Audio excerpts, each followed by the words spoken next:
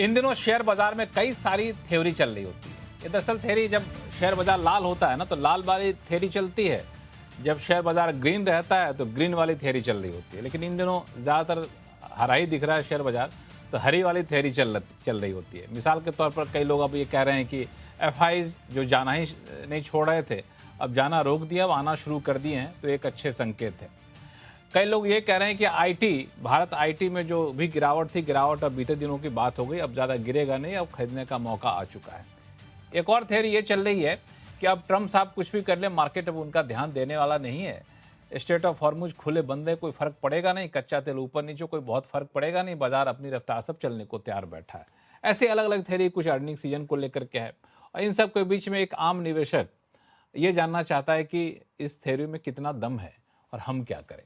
तो आज आवाज अड्डा में करेंगे इसी पर खास चर्चा। नमस्कार, मैं हूं लक्ष्मण राय और चर्चा में हमारे साथ शामिल हो रहे हैं विशेष मेहमान, हमारे मैनेजिंग एडिटर अनु सिंघल साहब, मार्केट एक्सपर्ट सुनील सुवर्णम साहब, सुदीप बंदोपाध्याय साहब हैं, एनसीड कैपिटल के मैनेजिंग पार्टनर अनुराग सिंह साहब कुछ ही देर में जुड़ेंगे, एसडब्ल्यू कैपिटल के डायरेक्टर पंकज जैन साहब हमारे साथ जुड़ चुके हैं।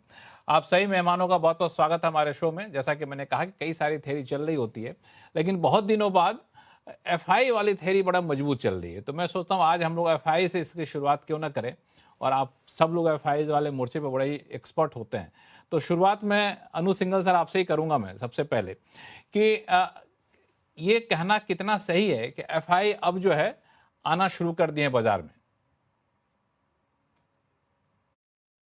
देखिए लक्ष्मण जी, अब एफआईआईज की वापसी हो रही है नहीं ये कहना थोड़ा मुश्किल होगा, लेकिन पिछले 4 महीने का अगर आप डेटा देखेंगे तो अगर आप मार्च अप्रैल मई जून देखेंगे, मार्च में तो 1 लाख करोड़ से ज़्यादा की सेलिंग थी एफआईआईज की। वो अप्रैल में काफ़ी कम हुई, अप्रैल में मार्केट में बड़ी रैली हुई लेकिन उसके बावजूद एफआईआईज की सेलिंग थी। मई और जून में वो आंकड़ा काफ़ी कम हुआ और जुलाई में तो ये आंकड़ा सिर्फ और सिर्फ 9,000 करोड़ का रह गया। इनफैक्ट अगर 3-4 दिन और चलता है ये मार्केट जुलाई में तो शायद एफआईआईज की नेट बाइंग भी हो जाती। एक सेंस बन रही है कि शायद अगस्त में एफआईआईज की बाइंग लौटती हुई नजर आए।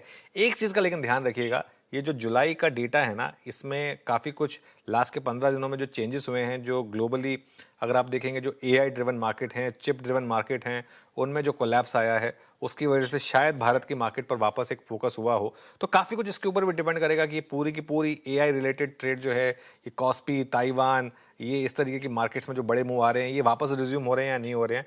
आई थिंक इसके ऊपर भी काफ़ी कुछ डिपेंड करेगा।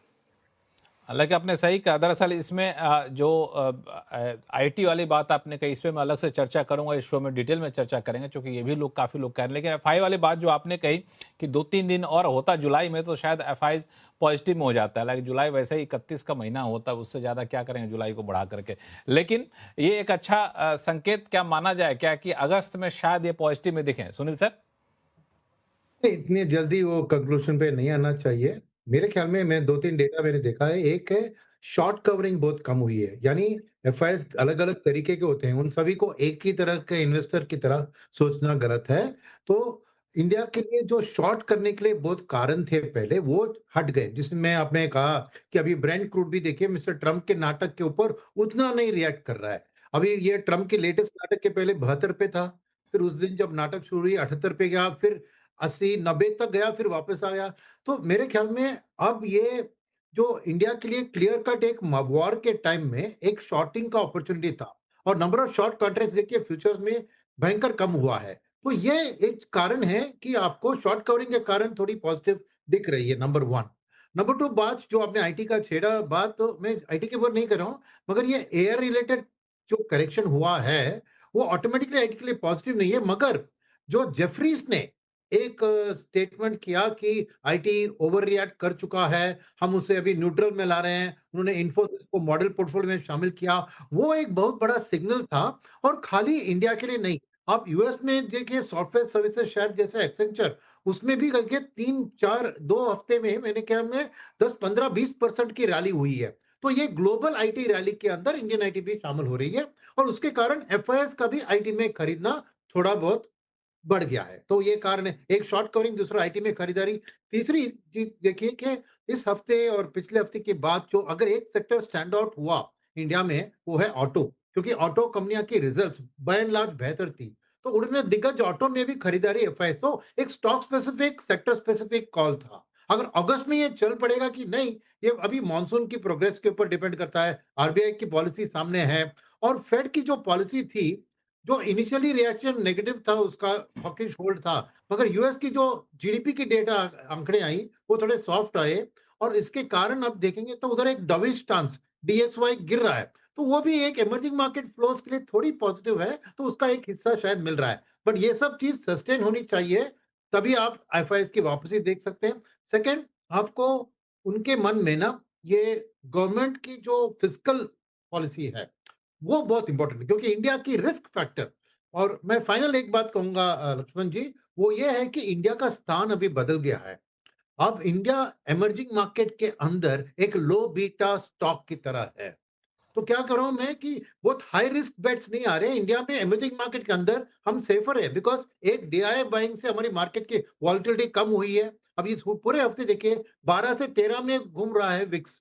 और दूसरी बात है कि हमारी जो डाइवर्सिफाइड स्टॉक मार्केट है और डाइवर्सिफाइड इकोनॉमी है, उसके कारण हमारी बीटा कम होती जा रही है। तो इमर्जिंग मार्केट के अंदर हम एक सेफर प्ले की तरह पेश आ रहे हैं। तो सेफर प्ले का क्या होता है? बहुत भयंकर बढ़त नहीं होती है और भयंकर गिरावट भी नहीं होती है। तो उस हालत में एफआईएस का भी रुझान मैं समझता हूँ, ये प्लस और माइनस 2-3,000 करोड़ का जो सिलसिला चला रहा है, अगस्त फर्स्ट 2 वीक्स के लिए ऐसे ही रहेगा, उसके बाद आगे की चाल देखनी पड़ेगी। अनुराग सिंह साहब अगर जुड़ गए हैं तो उनसे मेरी बात कराइएगा। अनुराग सिंह साहब, अभी हम लोग चर्चा कर रहे थे एफआईज को लेकर के। एक राय निकल कर ये आई कि एफआई शायद अगस्त आते आते पॉजिटिव में हो जाए। सुनील सर का कहना है कि थोड़ी सी जल्दीबाजी है, अगस्त ना हो तो लेकिन इसके बाद के दिनों में पॉजिटिव होंगे। पॉजिटिव क्यों होंगे उसके पीछे उन्होंने कई सारी वजह बताई। एक तो वजह बताई कि आईटी में उनका रुझान फिर से आना पड़ा है। दूसरी वजह बताई कि ऑटो सेक्टर में रुझान फिर से आना शुरू हुआ है। और मार्केट की पोजीशनिंग, इंडियन मार्केट की पोजीशनिंग कुछ ऐसी है कि वो आना शुरू कर रहे हैं। आपकी रीडिंग क्या कहती है एफआईज को लेकर के? क्या लक्ष्मण जी देखिए, इस समय जो चर्चा में सामने आता है वो फ्लेवर तो अभी ऐसा नहीं है कि एकदम इमीडिएटली कोई स्विच होने वाला है, राइट? कोरिया में जो भी हुआ वो एक अपनी जगह है। That was one play where they try to play the AI game which जिसमें कोरिया और ताइवान अच्छा फिट होते थे। लेकिन इसका मतलब ये नहीं कि कोरिया प्ले अगर कोलैप्स हो जाएगा तो वो the money will be diverted. I don't no वो उतना जल्दी से चेंज होगा कि नहीं। अब देखिए एमएससीआई में तकरीबन 10% 11% के आसपास अब इंडिया का वेटेज है। I think lowest it is been is like about 9%। तो I think it goes in a range, right? 9 से 20% तक। बट देखिए एक बार इंटरेस्ट हटता है तो we have to pull it back, तो उसके लिए कुछ पॉजिटिव ट्रिगर्स चाहिए होंगे। It will just not come automatically कि यार अब ये खत्म हो गया तो चलो इंडिया चलते हैं वापस। बिकॉज अगेन ऐसा सुनील जी ने जैसा कहा कि India is a stable story. But उस स्टोरी में आप कभी भी एंटर कर सकते हैं। It's not a story where कुछ खास मिस हुआ जा रहा है इस समय पर, right? Because things are reasonably valued. तो कोई मेजर ट्रिगर नहीं है। तो I think to get the FIIs back, I don't know how people say this के August September July whatever, right? ये नंबर्स जो आप देख रहे हैं स्क्रीन पर, देखिए ये चलते रहेंगे। But general flavour is that the government is trying to promote domestic champions, which is fine, right? तो पॉजिटिव ट्रिगर्स चाहिए। जैसे बॉन्ड मार्केट में, डेट मार्केट में हमने देखा गवर्नमेंट ने कुछ स्टेप लिया and it turned very positively for the bond market. But equity में ऐसा स्टेप नहीं है, राइट?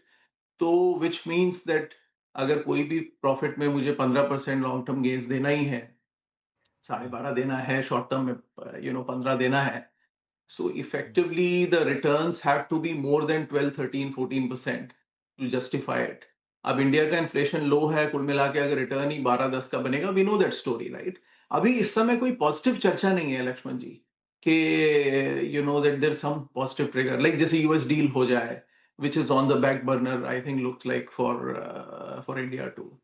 तो I don't think we should hope, but I think मेरा मानना शुरू से ये रहा है लक्ष्मण जी कि we should not overly focus कि अगर एफआई जा रहे हैं जाते रहें, as long as we are confident. देखिए this is the liquidity story. People try to say कि यार एफआई आएंगे तो हमारा मार्केट बढ़ जाएगा, but that's just a 1 month, that's just a very short termish view. if you're confident that the economy will grow very confidently for next 2 years 5 years, जाने दो उनको, आप क्या फर्क पड़ता है, आप खरीदिए ना, वो आ जाएंगे अपने आप जब होगा। But I think the short term जो ट्रेडर्स होते हैं वो ये कहते हैं कि अगर ना जाए तो मार्केट में उछाल आएगा। That's a very short term view. I don't worry too much about it. If it is such a good story, let them go, that's fine. So I think we should focus more on the fundamentals rather than this liquidity flow driven story के अगर वो जाएंगे तो it's just like we are blaming the drop the stability, the kind of lack of growth of the market on FIA selling. That's not a right view मेरे ख्याल से, लक्ष्मण जी। नहीं नहीं, तो इसमें थोड़ा एक सवाल और आपसे पूछे, फिर पंकज जैन साहब और सुदीप सर उनके पास जाऊंगा मैं।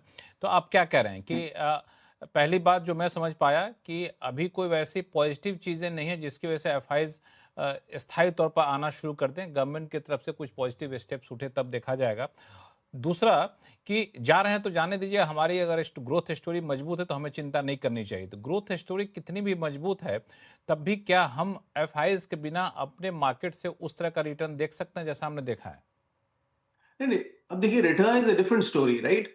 रिटर्न लुक्स एट के यार वो बेचे जा रहा है तो मैं इट्स तो मेरा रिटर्न नहीं बन रहा है, but that's a very one term, 1 year view, 2 year view, right? If it is so great, why do we care? अगर 5 साल में कॉन्फिडेंट है कि रिटर्न अच्छा बनेगा तो even if somebody selling I should absorb it, right? It's like buying a stock, so India is a stock, right?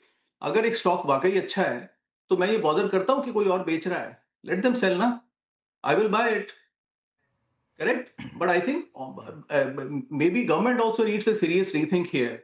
देखिए 600 billion, 650 billion का कैपिटलाइजेशन तो एफआईज के पास में है, और 650 बिलियन करीब आपका आईपीओ के हिसाब से अगले कुछ सालों में लिस्ट होगा।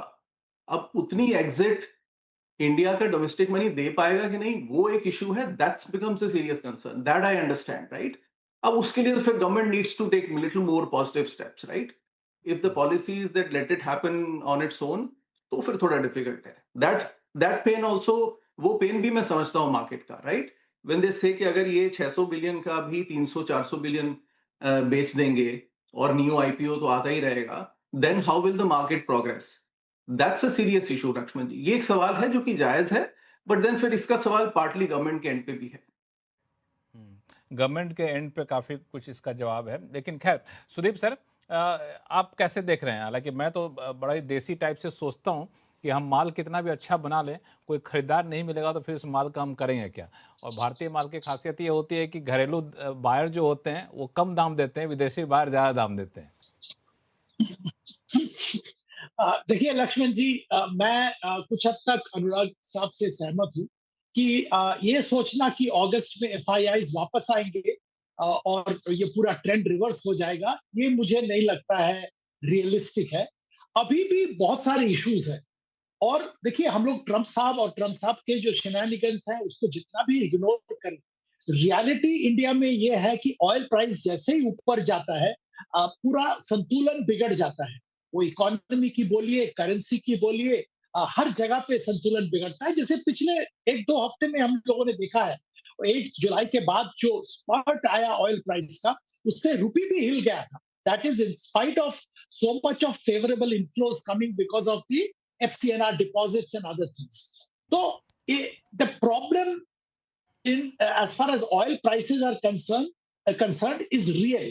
इसको हम इग्नोर नहीं कर सकते हैं। वो ट्रम्प साहब कुछ बोले या तो अदरवाइज हो, जो भी हो, ऑयल प्राइसेस अगर एक लेवल के ऊपर जाता है, दैट डज अफेक्ट इंडिया के सारे मैक्रोस, और साथ साथ एफआईआईज का मूड, इंटरनेशनल इन्वेस्टर्स का मूड भी चेंज जरूर होगा, क्योंकि अगर रुपी जबरदस्त डिप्रिशिएट कर रहा है तो वहां पे उनके लिए पैसा इंडिया में लाना सही नहीं होता है।